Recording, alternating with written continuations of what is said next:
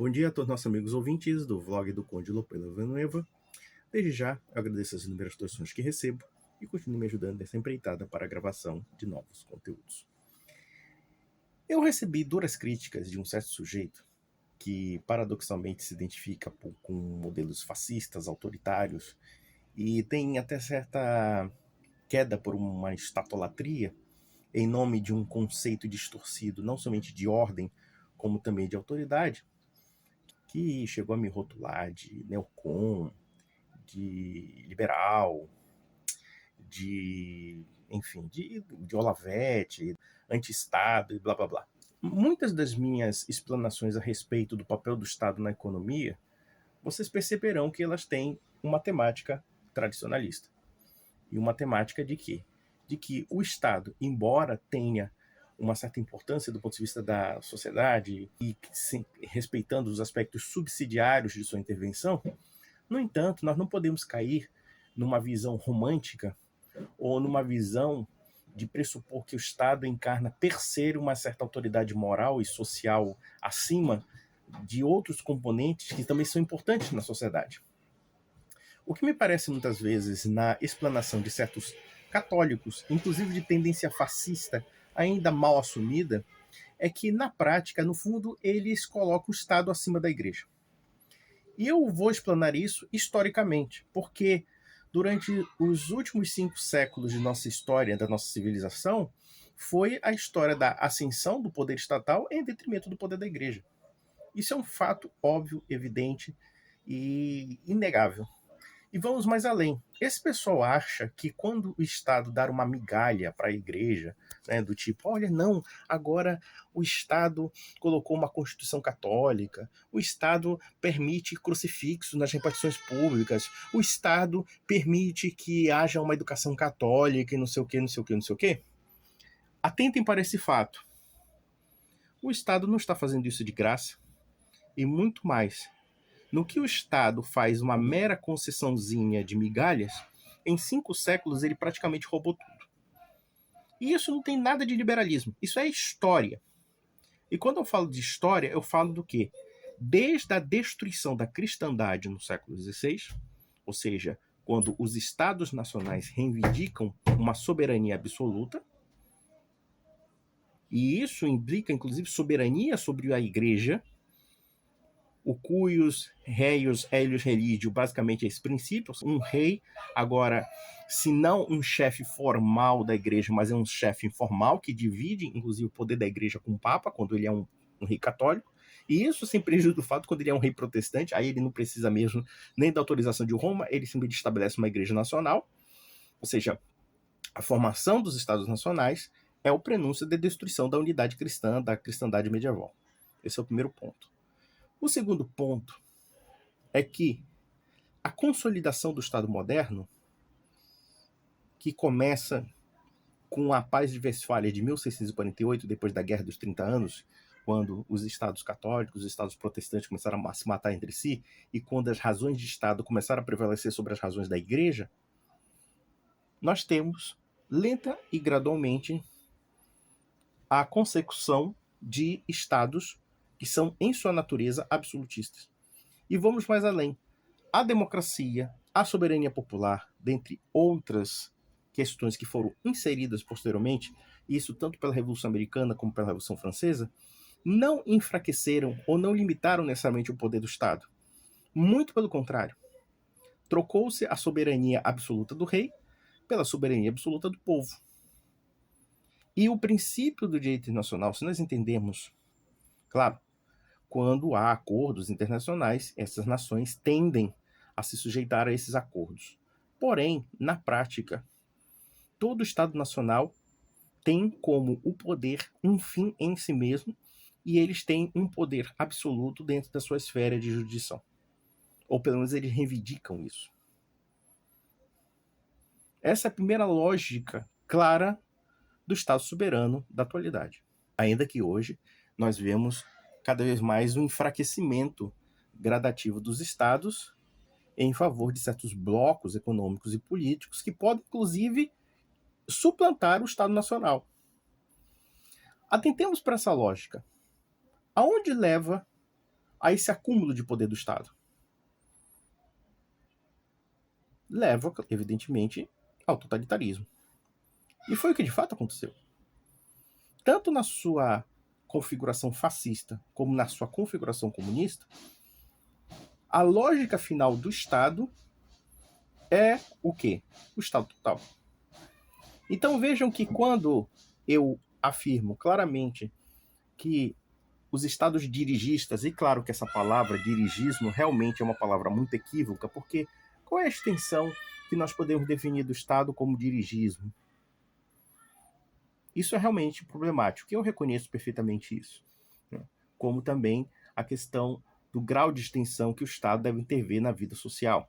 A palavra intervencionismo também é problemática nesse sentido, porque também implica inúmeras definições e inúmeras colocações que, na verdade, obedecem muito mais a uma experiência histórica do que propriamente uma conceituação teórica. Né? Então, por exemplo, os intervencionismos que nós encontramos em alguns estados autoritários, com certeza é diferente de um intervencionismo de um estado totalitário. Ainda que um e outro possam levar a uma mesma conclusão. No entanto, quando eu falei de intervencionismo, é porque, claro, independentemente do estágio desse intervencionismo, independentemente desse caráter cada vez mais dirigista, resta saber qual é a extensão do que o Estado deve dirigir e também do que ele não deve dirigir. E parece-me que não é a preocupação dessas pessoas que falam de Estado dirigista. Ainda que, como eu reconheço, que o conceito é bastante amplo e até problemático de se definir. E por outro lado, parece-me que quando esse pessoal fala de ordem, fala de autoridade, princípio da autoridade e não sei o quê, eles partem do pressuposto realmente típico da chamada soberania estatal moderna, que é o seguinte: é a autoridade como fim em si mesmo. Não é o Estado obedecendo a certas finalidades do bem comum, porque esse bem comum, como eles colocam, não é muito bem definido. Porque o bem comum se confunde com a própria autoridade. Os estados fascistas fazem isso. Os estados totalitários comunistas, socialistas, como você quiser rotular, conforme, né, o capricho do freguês, também fazem a mesma coisa. Então aqui nós temos sim um problema. E não é um problema se você é liberal, se você é neoconservador, se você é o que seja. Porque a ascensão desse Estado implicou a destruição da sociedade tradicional. E vejam que todas essas concepções mais autoritárias de Estado, seja o Estado fascista, seja o Estado socialista, seja o Estado comunista, seja o que for, são filhos rebeldes da Revolução Liberal. Eles pegam algum ponto do liberalismo e radicalizam até a estratosfera, radicalizando também o poder do Estado. Alguém vai me dizer, mas como? O liberal não é a favor do Estado limitado? Isso é teoria, porque na prática o liberalismo, na sua ideologia, que por um lado é individualista, mas por outro lado defende a soberania do povo, a soberania da coletividade, ou pelo menos as convenções sociais, os agrupamentos sociais criados a partir de um contrato social ou a partir de uma convenção, né, estabelecem o que é público. Na prática, o liberalismo tem esse paradoxo. Porque se por um lado defende teoricamente uma esfera do individualismo, mas por outro lado também defende uma outra esfera, que é a esfera da convenção social, cuja delimitação não é baseada em princípios transcendentes, em princípios ligados à lei natural, mas sim baseado na vontade humana. Ou pelo menos num conjunto de vontades que eles podem chamar de vontade geral, embora Rousseau não diria que a vontade geral se confundisse com a vontade individual de cada um, mas sim que seria comum entre eles que pudesse estabelecer a formação de um Estado democrático do ponto de vista da própria ideologia do contrato social. No entanto, é um fato inegável que a expansão do poder do Estado é uma constante na história dos 5 últimos séculos da nossa civilização. E que essa expansão do poder estatal, lenta e gradualmente, toma esferas que outrora não eram do Estado, ou que estavam à margem do Estado, ou que pelo menos o Estado tinha uma certa contenção. Nós podemos dizer a intervenção do Estado no direito de família, a intervenção do Estado na educação, e esse meu crítico é professor da rede pública. Evidentemente que nós percebemos que muito desse perfil burocrata, funcionário público, que é uma raça preguiçosa muitas vezes, que é uma raça muito acomodada, evidentemente que vai defender Estado para tudo e para todos, né? Porque eles acham que a intervenção do Estado, em seus vários graus, com certeza vai ser o mesmo estado de interferência que tem na vida dele, o estado de privilégio que ele vive.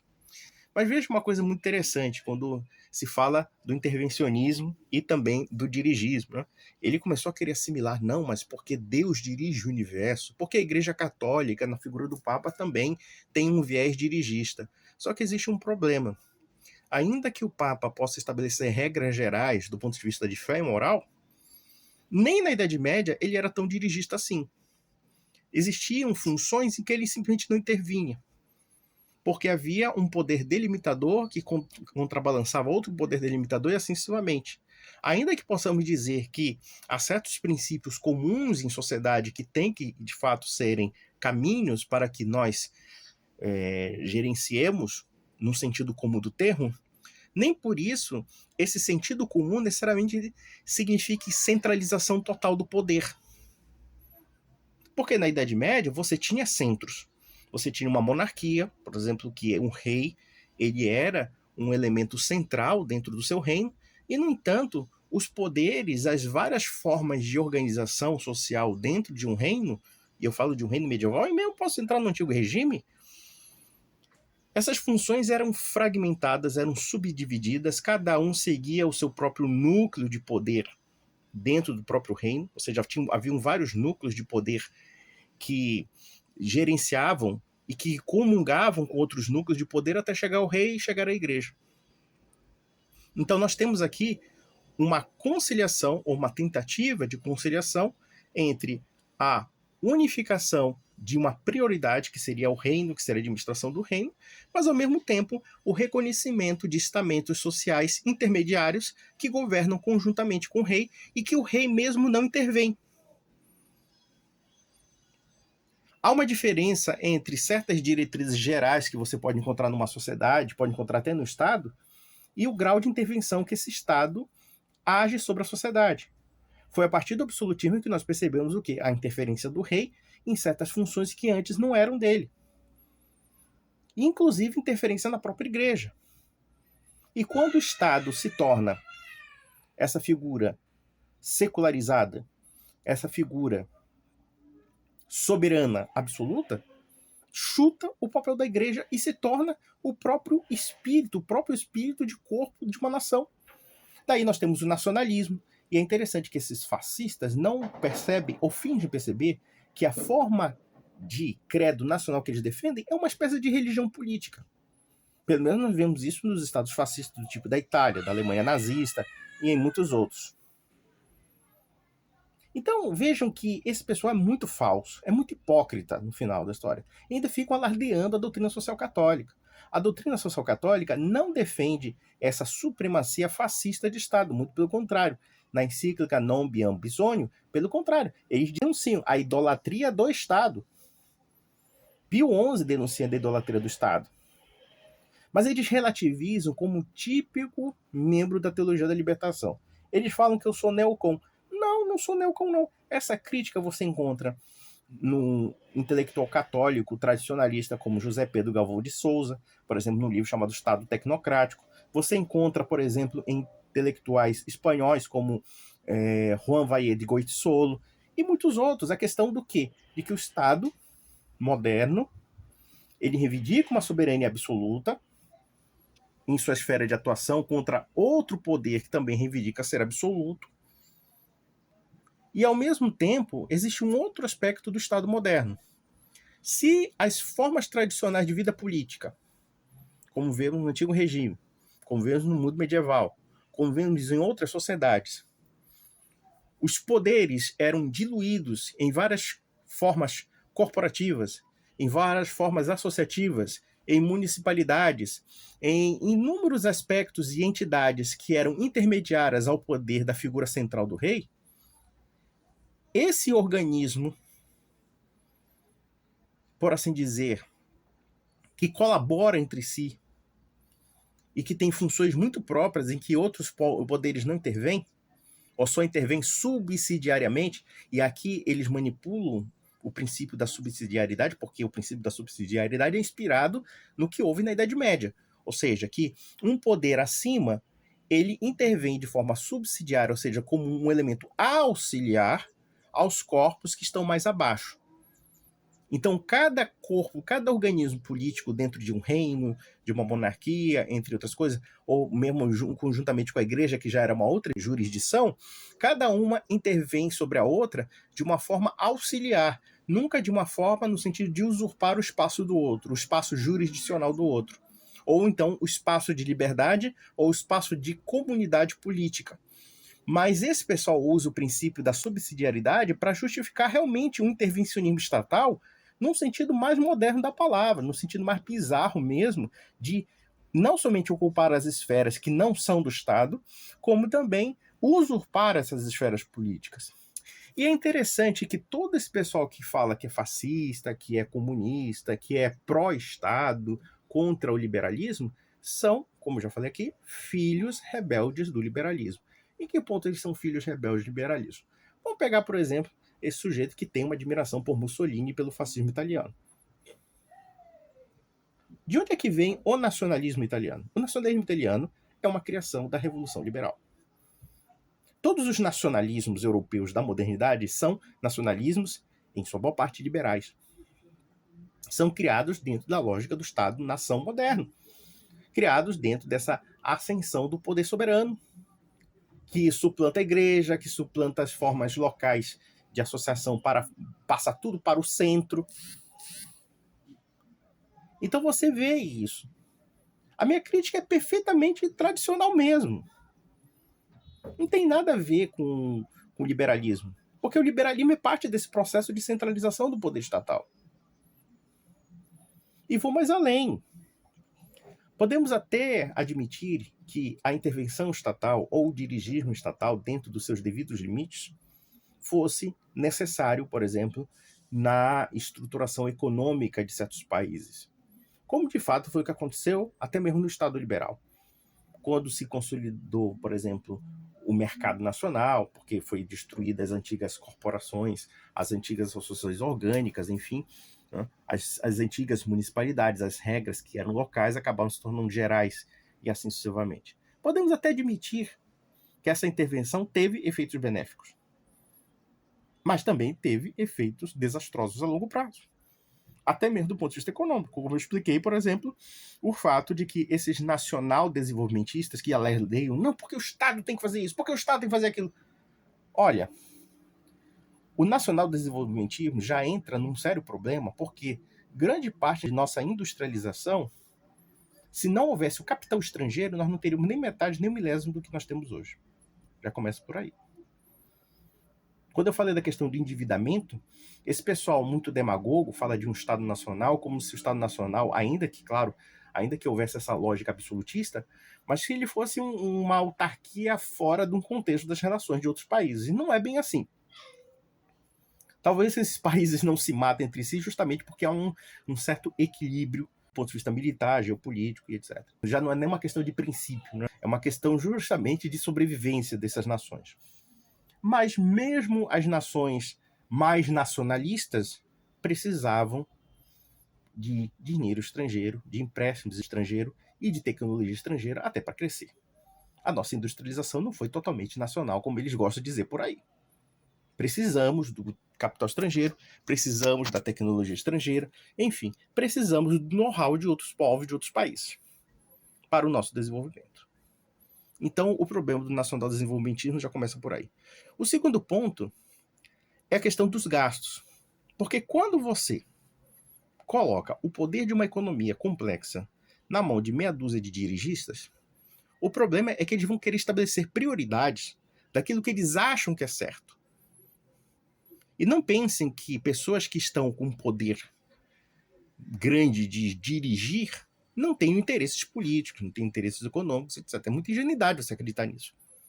É por isso que eu digo que o Estado dirigista, quando a gente fala de dirigista aqui, existe esse papel do protagonismo do Estado em tudo, tem seus problemas. Aí, claro, o problema muitas vezes também fala da questão do que seria dirigismo aqui, né, da extensão desse dirigismo. Sim, é também problemático.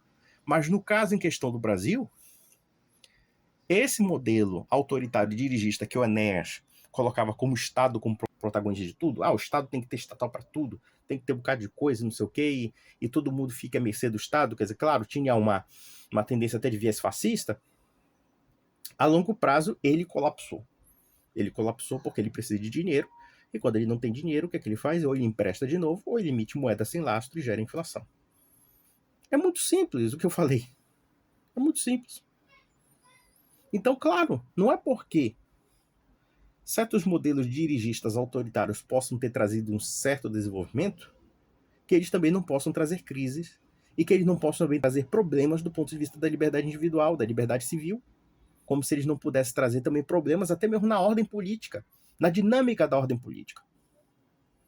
Mas é aquela história de discutir com um cara que idolatra o Estado pelo Estado, que manipula a doutrina social da igreja para justificar um Estado fascista que hoje já morreu. E graças a Deus, ninguém sente falta de Mussolini. Meia dúzia de gatos pingados. Hitler, então, nem se fala.